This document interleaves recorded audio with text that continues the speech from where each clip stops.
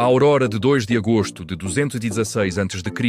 nasceu pesada sobre as planícies quentes do sudeste da Itália.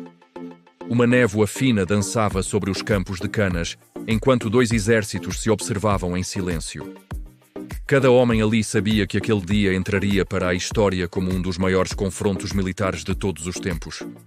De um lado, Roma, orgulhosa, ferida e desesperada para recuperar sua honra. Depois de derrotas humilhantes para os cartagineses, o Senado romano decidiu fazer algo sem precedentes: reunir o maior exército que já havia colocado em campo. Mais de 80.000 soldados de infantaria e cerca de 6.000 cavaleiros. Era uma força colossal, esmagadora, que parecia capaz de atropelar qualquer inimigo. A mensagem era clara: a guerra acabaria hoje. Do outro lado, estava o comandante que Roma mais temia: Aníbal Barca. Com apenas 40.000 soldados, muitos deles cansados de anos de campanha, e 10.000 cavaleiros, ele estava em uma desvantagem numérica de quase 2-1. Mas Aníbal tinha algo que Roma ainda não havia compreendido: uma mente militar brilhante, capaz de moldar o campo de batalha como quem joga xadrez com peças vivas. Para ele, números eram apenas um fator na equação. A estratégia era o fator decisivo. A estratégia de Aníbal começou muito antes do primeiro choque de espadas. Ele estudou o terreno com uma precisão cirúrgica. Ele notou a brisa que soprava do leste, levantando uma poeira fina que iria direto contra o rosto dos romanos. Ele sabia que o sol da manhã nasceria às suas costas, iluminando e ofuscando a visão dos legionários de Roma. Cada detalhe, por menor que fosse, foi calculado e usado a seu favor. Os cônsules romanos, especialmente o impetuoso Caio Terêncio Varrão, queriam uma vitória rápida e esmagadora. Eles olhavam para a imensa massa de sua infantaria e acreditavam que bastaria empurrar a linha de Aníbal até esmagá-la sob o peso dos números. Era uma tática simples, direta e, na visão deles, infalível. Era exatamente isso que Aníbal queria que eles pensassem. Ele contava com a arrogância romana. Quando as trombetas romanas soaram, o chão tremeu. Uma onda humana, o maior bloco de infantaria já reunido na antiguidade, avançou em direção à linha cartaginesa. Era uma visão aterrorizante. Aníbal, no entanto, posicionou seu centro de uma forma muito peculiar, em um arco curvado para fora, como um escudo invertido. Seus soldados mais fracos, os gauleses e os ibéricos, estavam na linha de frente, formando essa curva. Atrás deles, escondidos nas alas, mas em formação perfeita, ficavam seus veteranos africanos, as suas tropas de elite.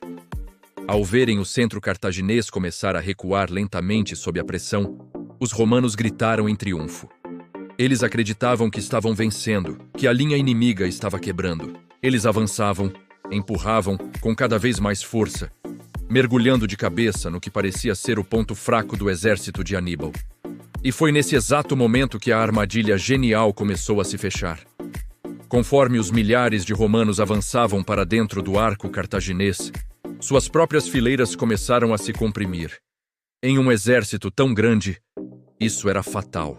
Os homens se apertavam uns contra os outros, mal conseguiam levantar seus escudos ou usar suas espadas com liberdade. A força esmagadora de Roma estava se tornando sua própria prisão. E então, vieram os golpes de mestre. Primeiro, os flancos de infantaria africana de Aníbal, que estavam descansados e disciplinados, giraram para dentro como duas portas de aço se fechando, atingindo os lados do exército romano, que agora estava completamente exposto. Em seguida, o centro cartaginês, que antes estava recuando, firmou-se e parou de ceder. E, para selar o destino de Roma, a cavalaria númida de Aníbal, que já havia derrotado a cavalaria romana nas laterais, galopou e atacou a retaguarda dos legionários. Roma estava cercada. Totalmente. Por todos os lados. A imensa legião, antes uma onda invencível, agora era uma massa de homens presos, sem para onde correr. O que se seguiu não foi mais uma batalha. Foi uma aniquilação. O sol subia no céu, enquanto os romanos, amontoados e em pânico, eram massacrados sem espaço para fugir ou lutar. Relatos da época dizem que a poeira levantada pela confusão e pelo combate era tão intensa que alguns soldados morreram sufocados antes mesmo de serem atingidos pelas espadas inimigas. O campo de batalha se transformou em um matadouro. Em poucas horas, o maior exército que Roma havia reunido em toda a sua história simplesmente deixou de existir.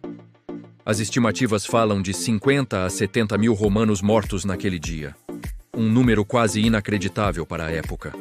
Mais do que em muitas guerras inteiras. Entre os mortos estavam 80 senadores, inúmeros oficiais, generais e alguns dos homens mais importantes da República. Aníbal, com metade das tropas, havia conquistado uma das maiores e mais perfeitas vitórias táticas da história da humanidade. Quando as notícias chegaram a Roma, a cidade mergulhou no desespero. Famílias inteiras ficaram sem seus pais, filhos e maridos. Os templos foram abertos durante a madrugada para orações desesperadas.